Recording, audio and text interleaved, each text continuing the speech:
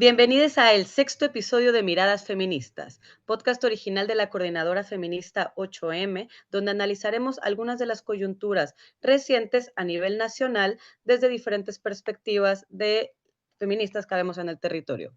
Hoy contamos con la presencia de dos invitadas especiales. La primera es la activista mapuche feminista Yanka Millapán, egresada de Derecho, vocera de la Red de Mujeres Mapuches, amante de los gatitos y la decolonialidad. Disculpen. Luego, nuestra segunda invitada es Daniela Sáez Valdevino, integrante del Comité para la Vivienda de la Coordinadora Feminista 8M, trabajadora social de profesión, madre y pobladora de la comuna Peñalolén. Muchas gracias por venir, bienvenidas, están en su espacio. En este capítulo conversaremos sobre 3 noticias que se dieron durante la semana pasada y vamos a tener una breve cápsula sobre un acontecimiento que está pasando esta semana relativo a la ley maldita o conocida como ley antitomas. La primera noticia es que el día 3 de agosto el Congreso aprobó la iniciativa para declarar el segundo sábado de noviembre el Día Nacional de Áreas Protegidas. La segunda noticia, que esa la comentará nuestra querida Camila Olmos, vocera de la 8M, hablará sobre el caso Convenios y un destape de casos de corrupción que se han dado durante la semana pasada y antepasada, que nos hace destapar la cloaca, como decimos, y empezar las preguntas incómodas de la corrupción. La tercera noticia, que será presentada por la vocera Sofi Rodríguez y luego comentada por Yanka, será sobre, después de una larga prisión preventiva, el Tribunal de Angol sentenció a 47 años de presidio al joven Joaquín Millanauque y Pool por varios delitos, y lo que aquí comentaremos será sobre estas decisiones temporales, la forma en que se lleva la justicia relativo a los pueblos originarios. Bueno, pues bienvenidas. En este caso voy a empezar yo con la noticia. Nuevamente les decimos hoy, 7 de agosto, estamos grabando el podcast, pero van a escucharlo el día 8, más bien, y para quienes nos escuchan ya semanalmente, sepan que a partir de la próxima semana, más bien de esta semana, esa va a ser nuestra dinámica, grabado los lunes y se lanza los martes. Entonces, bueno, bienvenidas. Hola, Ana Paula. Mucho gusto, Ana Paula. Quiero presentar algo que a mí me llamó la atención cuando vi la semana pasada una noticia que salió de El Ciudadano, escrita por Alfredo Seguel, que es sobre esta decisión del Senado de venir, celebrar el proyecto de ley que declara el Día Nacional de Áreas Protegidas. ¿Por qué me llamó la atención la noticia? Porque, bueno, cualquier persona que habita el territorio llamado Chile, y especialmente en la zona centro y sur del país, fuimos muy conscientes de estos incendios que han estado presentes ya por varios años, pero que este año además fue muy mortal, fue con mucho daño al medio ambiente, mucho daño a la salud de quienes habitamos el territorio. No es la primera vez que se da algo parecido. En 2017 hubo también muchos incendios. Además, nos enfrentamos a constantes denuncias con respecto a las salmoneras, a las mineras, a las hidroeléctricas, y creo que vale la pena no sacar el dedo sobre el renglón de esta noticia, porque la exigencia de la celebración de un Día Nacional de Áreas Protegidas primero requiere proteger realmente estas áreas, ¿cierto? Voy a hacer un breve resumen de lo que se entiende por un área protegida, y un área protegida es un espacio geográfico claramente definido, reconocido, dedicado y gestionado mediante medios legales u otros tipos de medios eficaces para conseguir la conservación a largo plazo de la naturaleza y de sus servicios ecosistémicos y sus valores culturales asociados. Aquí es bien importante mencionar los valores culturales asociados, porque cuando pensamos que un área protegida, por ejemplo, sí o sí tiene que ser verde, sí o sí tiene que tener agua, es también porque no necesariamente comprendemos cómo funcionan los ecosistemas o que no comprendemos la relación con el suelo de las comunidades.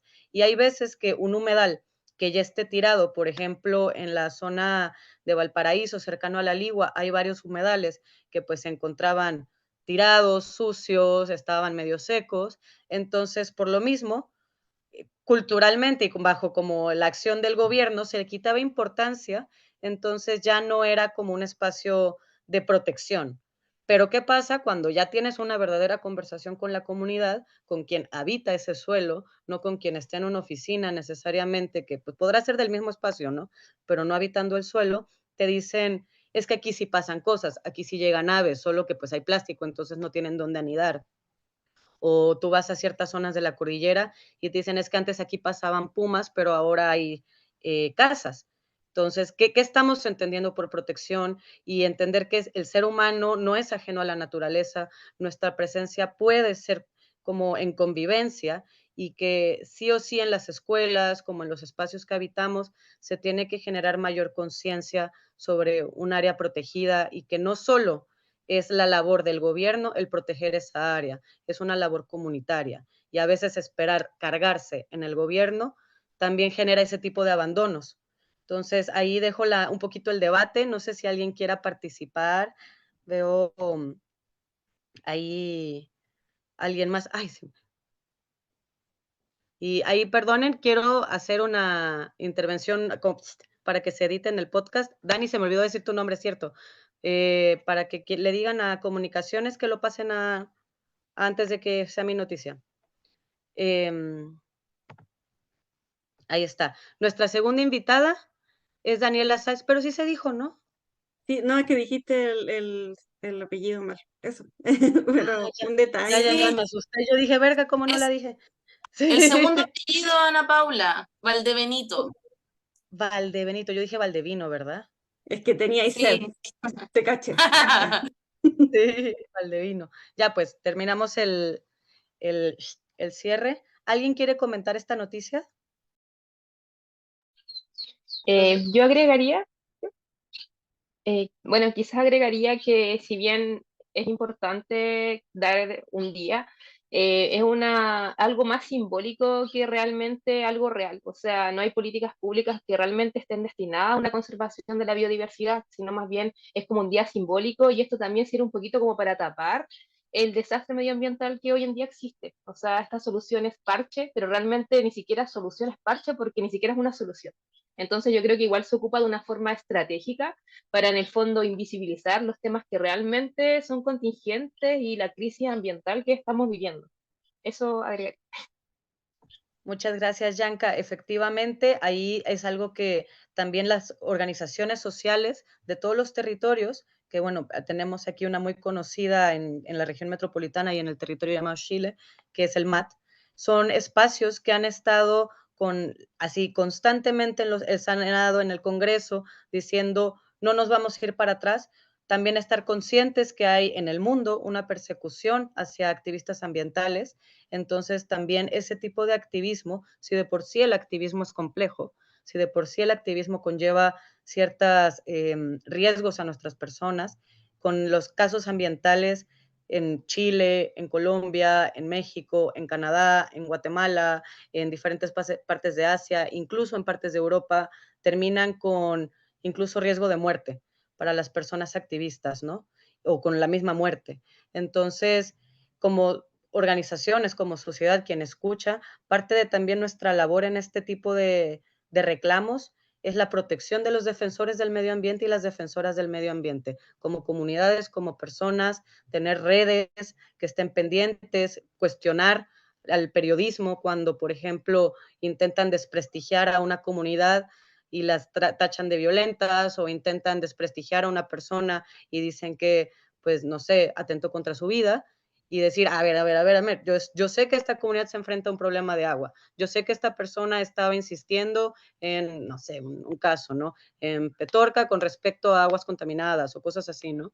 Entonces, sin esas políticas que menciona la Yanka, que al final, si solo tienes soluciones parche o ni siquiera soluciones, ponemos todavía más en riesgo a estas personas que sí están buscando que que se mejore este sistema de cuidados ambientales. Bueno, vamos a seguir con nuestra segunda noticia. Aquí la va a presentar nuestra querida Cami Olmos, parte del Comité Maternidades, vocera de la 8M, ha estado presente ya en todos nuestros programas o casi todos, y ha sido un gusto escucharla. Entonces, Cami, te cedo la palabra. Sí, hoy día les traigo la noticia que estuvo en Bio Bio, Chile, dice fiscal anticorrupción y caso convenios. Si encontramos delitos, vamos a ir por todos. A ver, Eugenio Campos, es el director de la Unidad Especializada Anticorrupción y está liderando las investigaciones nacionales en el caso Convenios, que está enfocada en transferencias sospechosas y delitos. Está buscando prevenir el fraude estatal con confidencialidad, está identificando los patrones en vez de métodos repetitivos y investigando las organizaciones y asociaciones ilícitas a largo plazo.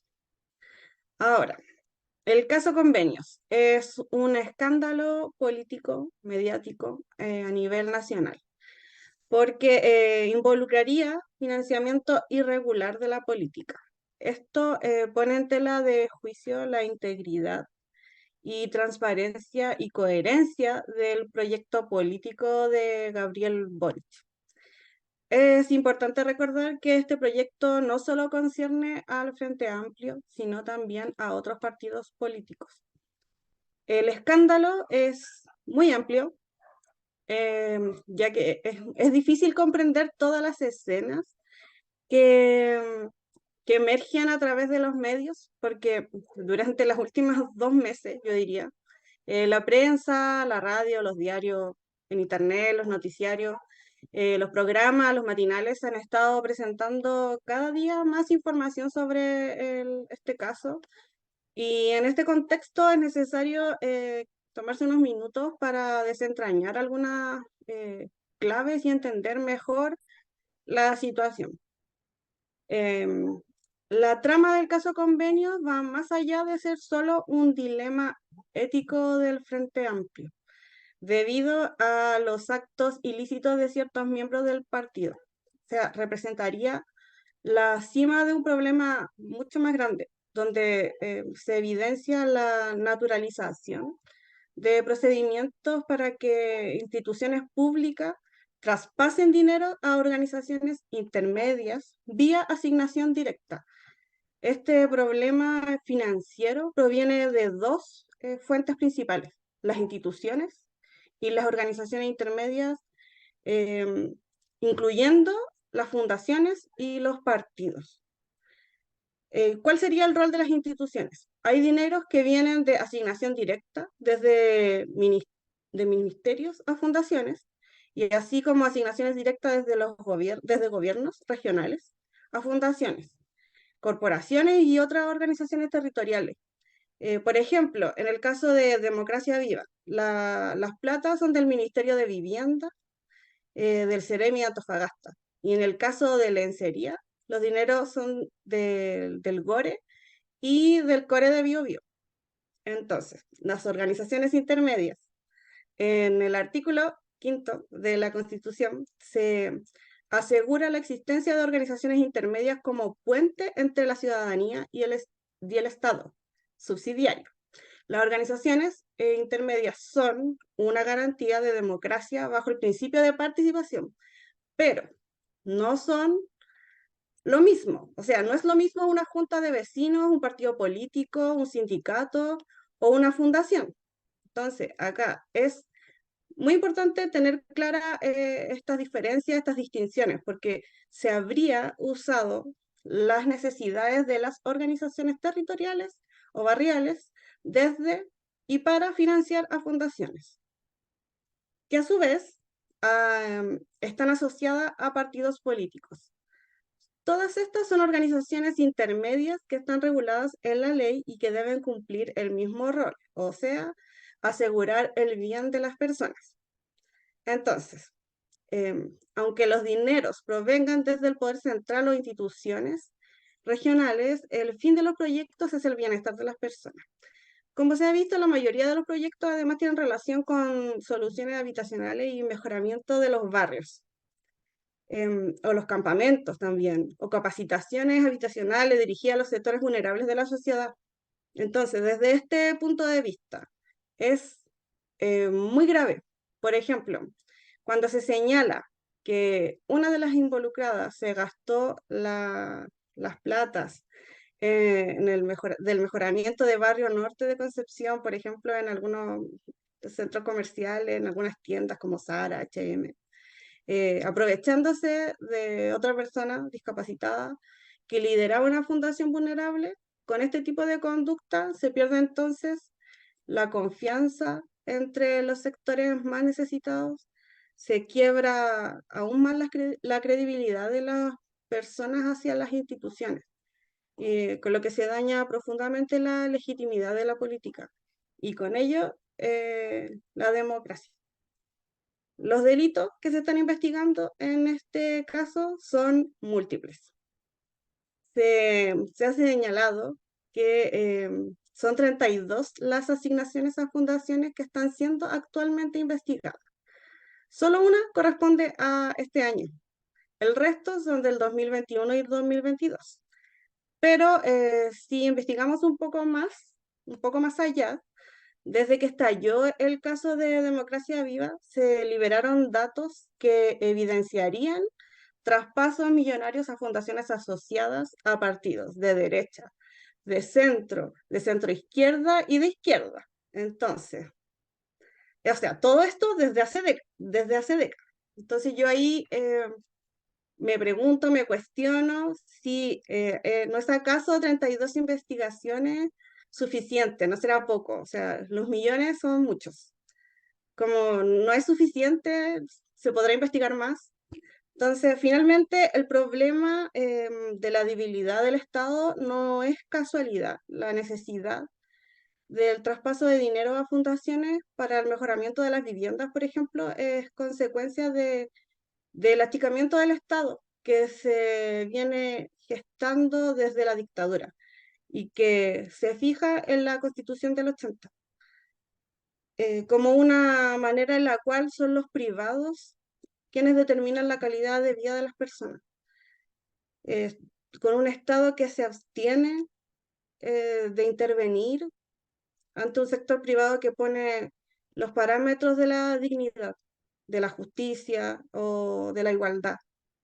Nosotros quisimos cambiar esto, pero el 4 de septiembre fracasamos, lamentablemente, y el actual proceso constituyente nos da luces de fortalecer la democracia, sino todo lo contrario, porque para lograr las transformaciones que necesitamos, como por ejemplo para evitar y prevenir este tipo de delitos de corrupción, se requiere un Estado sólido y un Estado activo en promover mayor participación de las personas y de las organizaciones sociales, reconocer y resguardar los derechos sociales y ampliar transversalmente las voces y la toma de decisiones. Y como último punto, es súper importante no distraerse porque hay muchos responsables y no sabemos si efectivamente se harán cargo de sus actos. El develamiento de casos de corrupción desatada como lo que se está ocurriendo hoy en el país pone la legitimidad de cualquier gobierno en duda. Entonces, pero mientras los medios lo están dando como, le están dando a esto del caso Convenios, como se dice, como un buen fiesta, a cada nuevo dato que aparece, el morbo también es una especie de cortina de humo que encubre muchas otras cosas que están sucediendo en Chile. Y algunas que hemos conversado también aquí en los otros capítulos o episodios del podcast. Hay un gran avance del fascismo, del neofascismo, de la ultraderecha radical, que tiene diferentes expresiones, desde casos judiciales como Macaya o como de Martín Pradenas, también la baja condena de los responsables de violaciones de derechos humanos al estallido social, también la ley antitomas, así como también todo lo que tiene que ver con el actual proceso constituyente, donde a puertas cerradas, a candado cerrado, están redactando una nueva constitución con un particular hermetismo que nace desde el Partido Republicano, cuestión que precisamente es atingente cuando el caso Convenio estamos viendo las consecuencias fatales de un Estado subsidiario en la construcción de la democracia. Mientras se está redactando un texto que promueve un Estado mucho más pequeño aún, con una serie de enmiendas que además harían retroceder nuestros derechos. Entonces, yo, compañeras, las llamo a estar alertas, a estar atentas y a no dejarse distraer. Eso.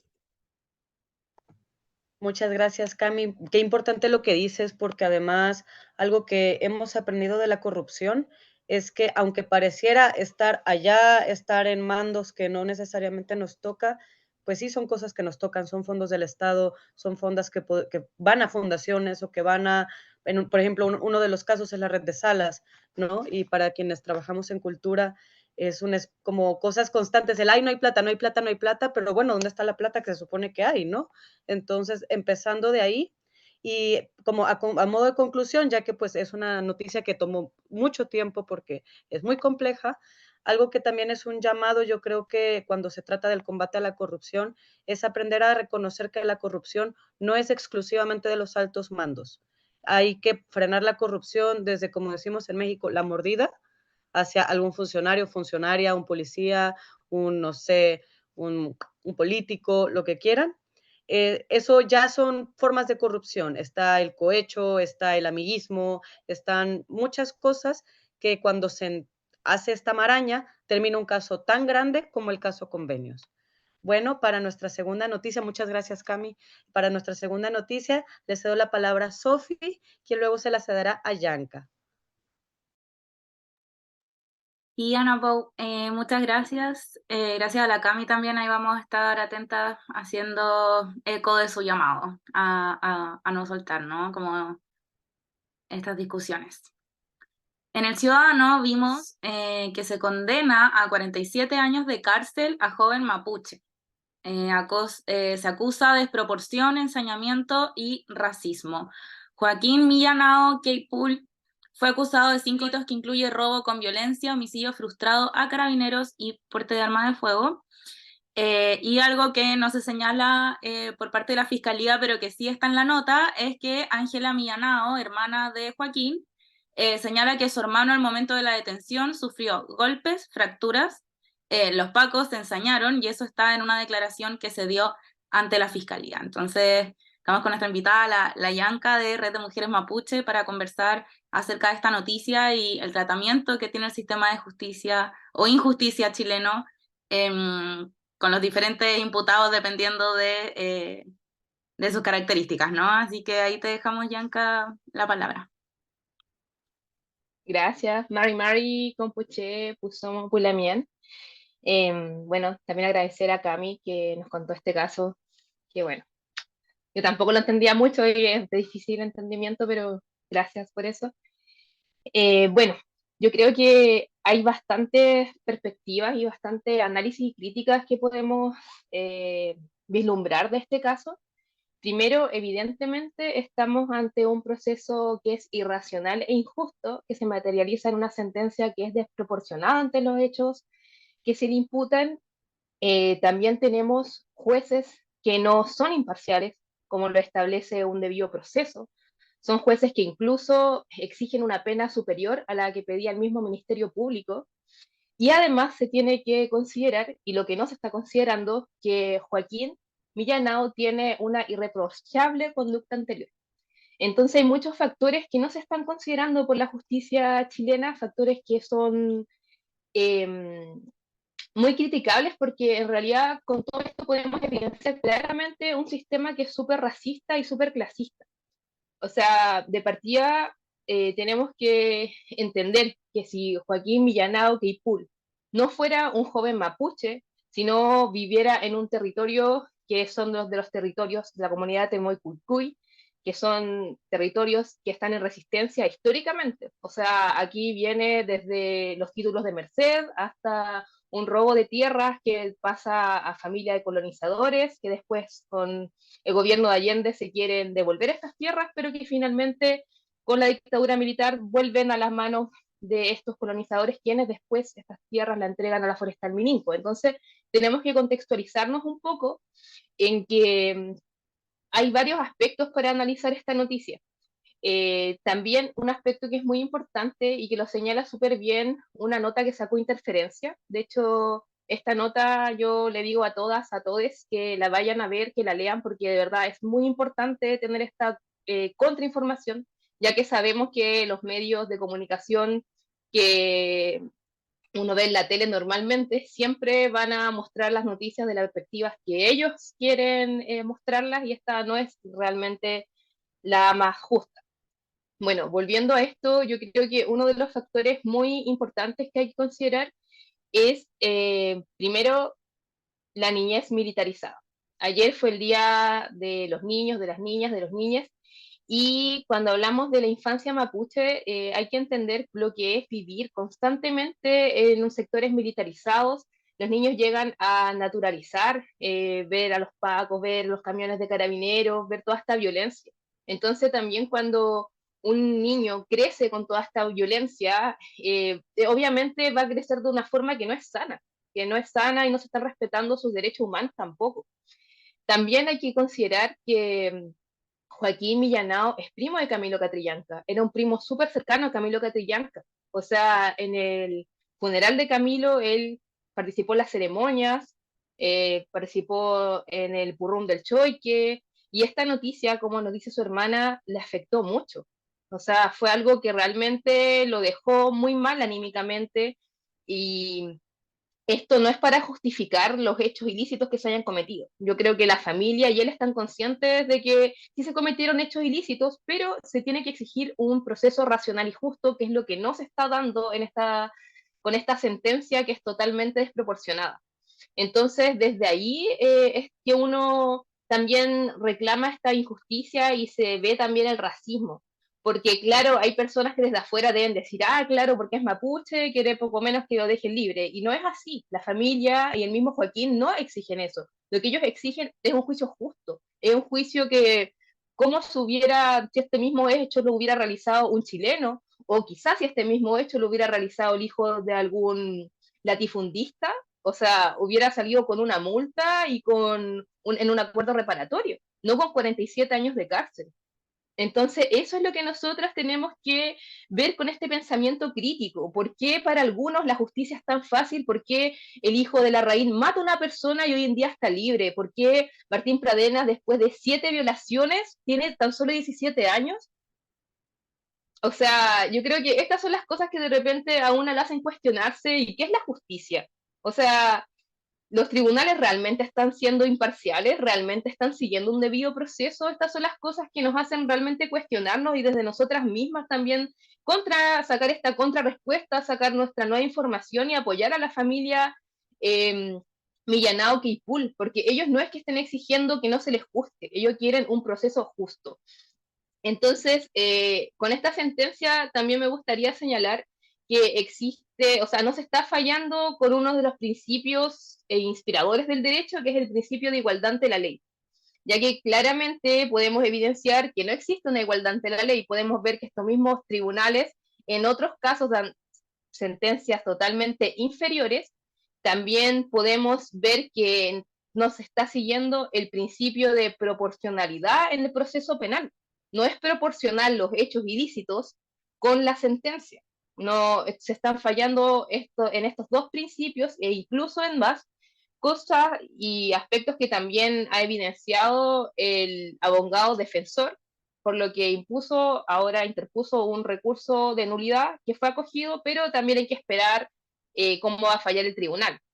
Esta sentencia, además, es la sentencia, una sentencia de mayor castigo en la región de la Araucanía. Entonces, claramente lo que también se quiere ver reflejado es un poco como este castigo excesivo para dar una señal en otro aspecto, y eso tiene directa relación con que Joaquín es miembro de una comunidad que está en resistencia histórica, que es la comunidad de Temucuicui, y de esta forma se quiere dar una señal diciéndole en el fondo a las personas que están en resistencia que dejen de estarlo, que si que hacen cualquier cosa van a recibir las penas del infierno. Entonces, eso es lamentablemente lo que uno logra inferir de esta sentencia injusta. La familia está devastada. Joaquín en el mismo tribunal, cuando supo de la sentencia, se desmayó, ya que llevaba 60 días en huelga de hambre. Entonces, todas estas noticias hay que entenderlas con toda esta perspectiva y ampliarse un poquito también para comprenderlo, porque yo misma revisé las noticias, Mega Noticias, los canales típicos, y claro, se ve este delincuente tal y tal cosa, pero no te cuentan todo. También cuando tomaron detenido a Joaquín, lo golpearon, lo fracturaron y se puso una querella contra Carabineros de la cual tampoco hay respuesta. Entonces yo les invito a que estemos atentas a esta noticia. Sí existe la posibilidad de salir a manifestarse, de este artículo que está súper bueno, que sacó Interferencia, donde entrevistan a la hermana, también leerlo, publicarlo, difundirlo, porque nosotros mismos tenemos que informarnos para también poder tener una perspectiva crítica y dejar en claro que no se está pidiendo que se deje libre por ser mapuche, como algunos piensan. Lo que se está exigiendo es un procedimiento, un proceso racional y justo, que es lo que todas las personas de este territorio necesitamos, también es un derecho fundamental. Entonces, eso más que nada, en resumidas palabras, es lo que tengo que decir al respecto, y vamos a estar atentas también a cómo resulta la interposición de este recurso en nulidad. Que ojalá se anule esta sentencia, pero como está esta justicia injusta, tampoco sabemos en qué va a acabar eso. Muchas gracias, Yanka. No sé si alguna quiera comentar.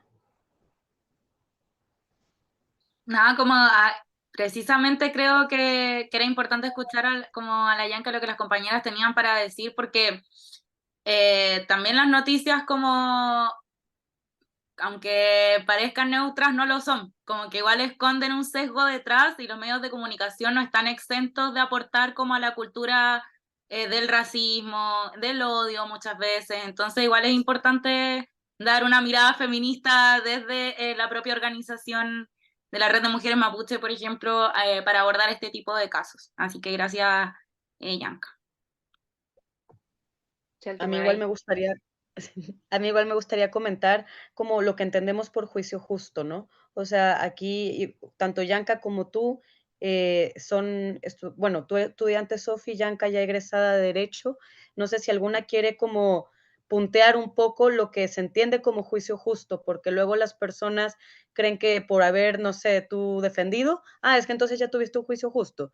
Pero, por ejemplo, ¿en cuántos casos se dice la lengua materna de la persona, o en cuántos casos se está considerando lo de la infancia militarizada, por ejemplo? Incluso en las sentencias, pensar que un joven 47 años sin ver a su familia en libertad es probablemente, vaya, no es por mandar a la tumba a nuestros adultos mayores, ¿verdad? Pero igual como ante cómo está la vida, ¿cuánto tiempo más dura nuestra familia, no? Entonces, no sé si alguna quiera aclarar un poco lo de qué es un juicio justo y lo que también sería una pena adecuada ante lo que es actualmente el sistema jurídico y penal, que sabemos que hay que criticar. Bueno, yo partiría diciendo, me recordaste con lo que acabas de decir, las palabras de la mamá de Joaquín Millanao, en las que dicen, están matando a mi hijo en vida, porque, o sea, tiene 20 años, saldría casi a los 70 años, no tiene un sentido.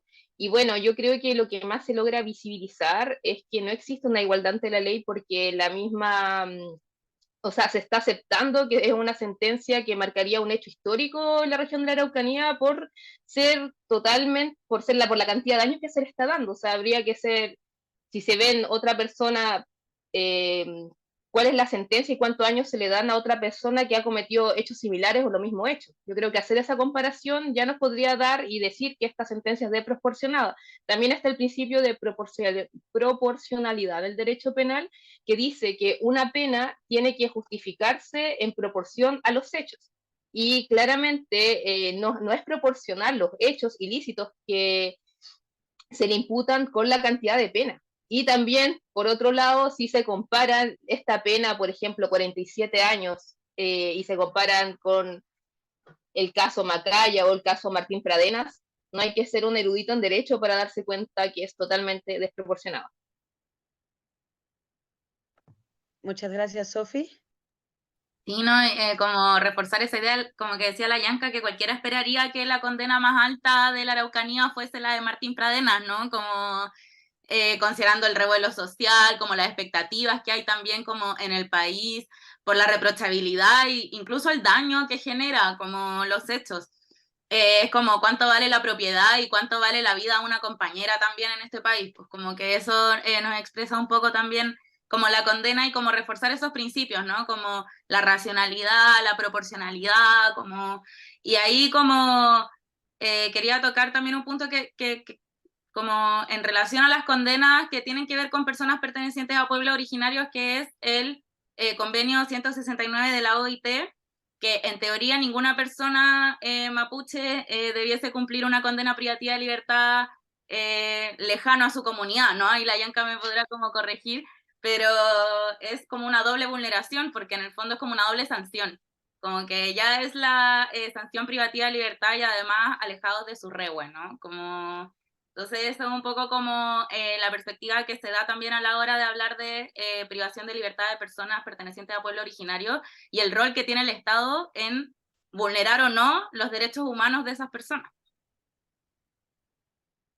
Claro, o sea, en los casos de las machis y de los machis, que son los que para mantenerse sanos tienen que estar cerca del rehue, aún así no se considera el convenio 169 cuando ni siquiera existen hechos ilícitos. Entonces, ahora uno, obviamente, menos van a considerar el convenio 169, siendo que es consagrado constitucionalmente, o sea, dentro de la misma pirámide jerárquica del Poder Judicial, tiene el rango más alto, pero aún así no se está considerando. Entonces ahí seguimos viendo cómo la justicia sigue siendo insuficiente en estos casos de juzgar a nuestros lamientes.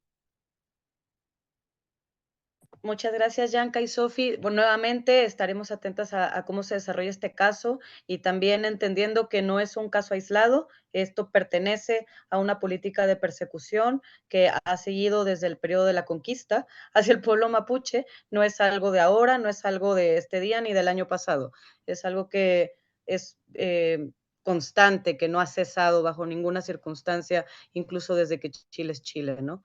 Bueno, ahora vamos a una nota, una cápsula bien importante por la urgencia de dar esta información, que es nos la va a presentar la querida Dani, que bueno, Dani, te cedo la palabra, tú eres la que más le sabe a esto, además tú habitas el trabajo social, entonces no solo es desde el comité de vivienda, sino desde el conocer a las personas, este acercamiento a las necesidades de las personas. Así que te cedo la palabra.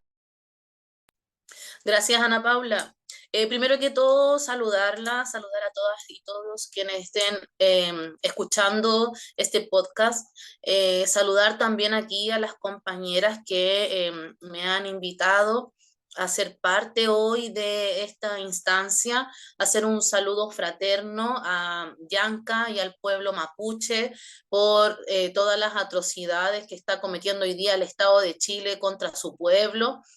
Niñas, niños, mujeres y hombres, y contarles que voy a hablar sobre el proyecto de ley de usurpación que se encuentra hoy en discusión. Hoy día, lunes 7 de agosto, se discute en la Cámara de Diputados, se vota, y ya con las indicaciones que se le vienen haciendo hace un par de meses en esa Cámara, luego pasa al Senado y ahí se define finalmente si es que no hay rechazo, si se aprueba o no. Para nosotras, desde el Comité Feminista para la Vivienda de la Coordinadora 8 de marzo, es una ley que hemos denominado Ley Maldita Antitomas, porque se asemeja mucho a la ley que sacó Videla para perseguir a un sector de nuestra sociedad en otros tiempos. Hoy día con esta ley se pretende castigar con penas privativas de libertad, con cárcel efectiva, la toma de terrenos, a la cual le están llamando usurpación. Todos sabemos que hay un problema muy grande, hay una crisis muy profunda que tiene que ver con el acceso a la vivienda y las formas en cómo habitamos hoy día en este país. Desde el año 2019, las tomas de terreno aumentaron en cerca de un 33% a nivel nacional y las familias en situación de toma aumentaron en más de un 70%.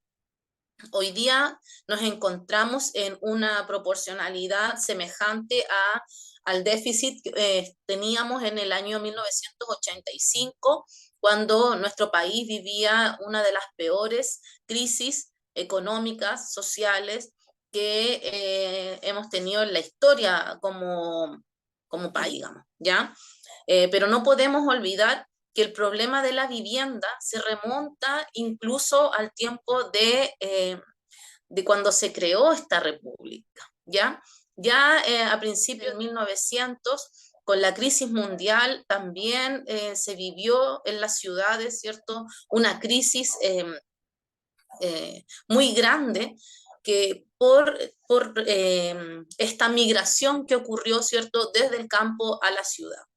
Hoy día tenemos una situación similar que se agrava por las malas políticas, por el fracaso de la política de vivienda y también por el aumento de la migración.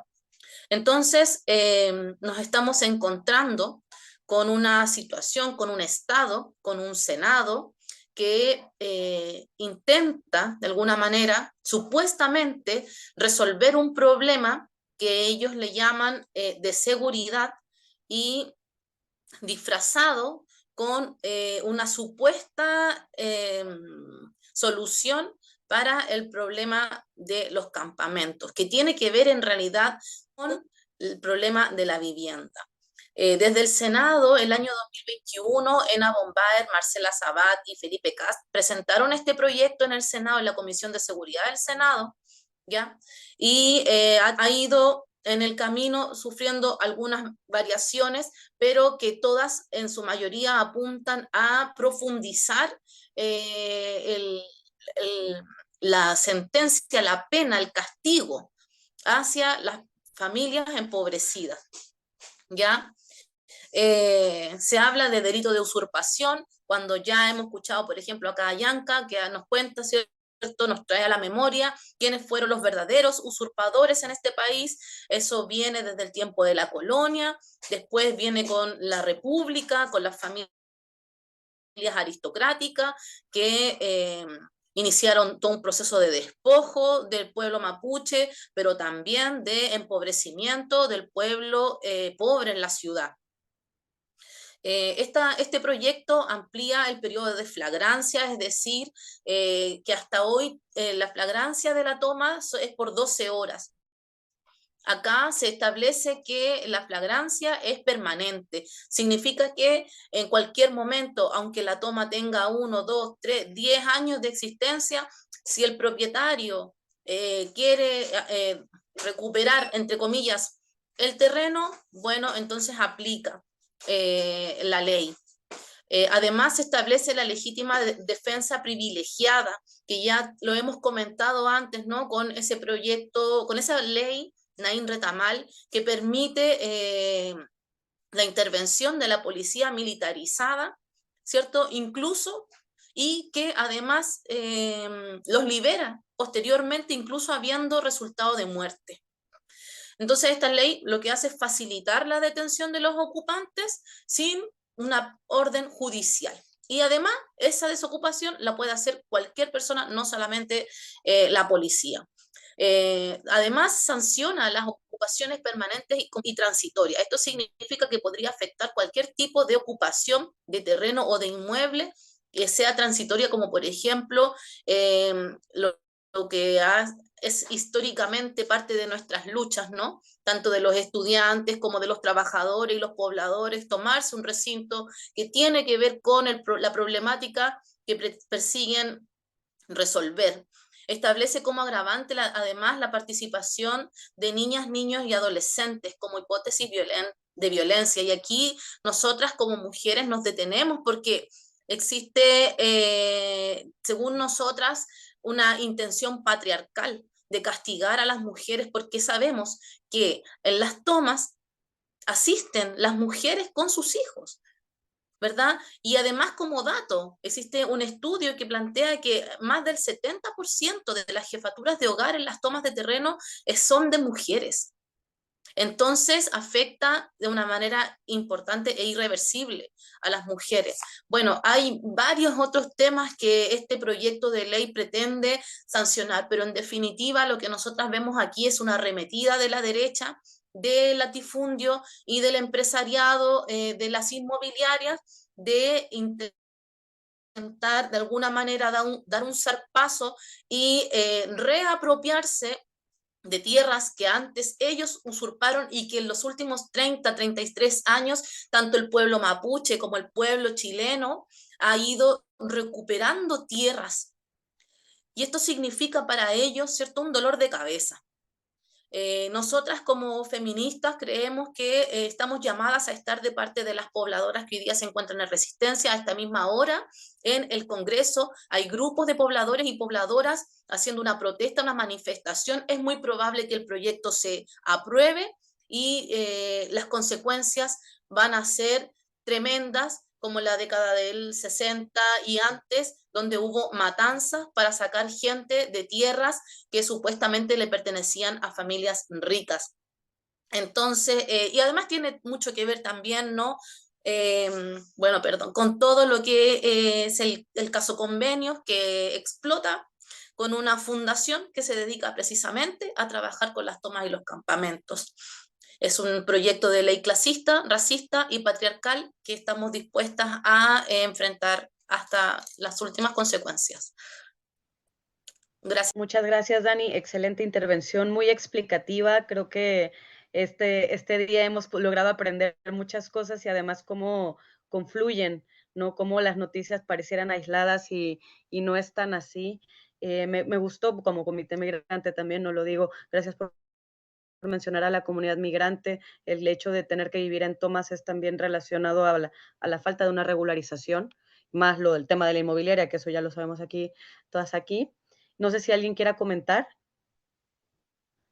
Bueno, pues muchas gracias a todas las participantes que estuvimos viendo durante este programa. Vimos un poco este debate sobre estos días, soluciones, no soluciones parche, pero simbólicas de protección del medio ambiente cuando tenemos políticas que no van por ahí. También tuvimos el caso de un destape de corrupción muy fuerte que vimos que está metido en varias aristas de nuestra vida política y de la vida política del Estado. Tuvimos una reflexión que ojalá no fuera casi semanal, pero que sí es muy seguida, que tiene que ver con la privación de libertad del pueblo mapuche.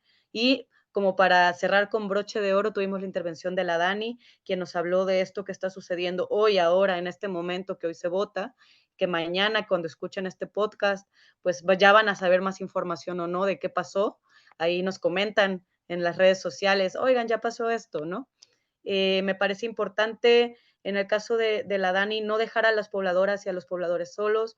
En verdad es algo que asumimos todas que podemos tener un techo y que no nos van a expulsar de nuestro lugar. La expulsión de nuestro espacio puede ser por una inmobiliaria, por un arrendatario, arrendataria, puede ser por una empresa, puede ser por un desastre natural, puede ser por un conflicto, cosa que pues no le deseamos a nadie, pero hay que estar conscientes que el derecho a la vivienda no podemos justificársela a los empresarios. Es algo que es un derecho humano, es un derecho que todas deberíamos poder hacerlo. La vivienda no tiene que ser individual, las tomas se caracterizan por ser espacios colectivos, de tomas de decisiones colectivas, de compartir espacio.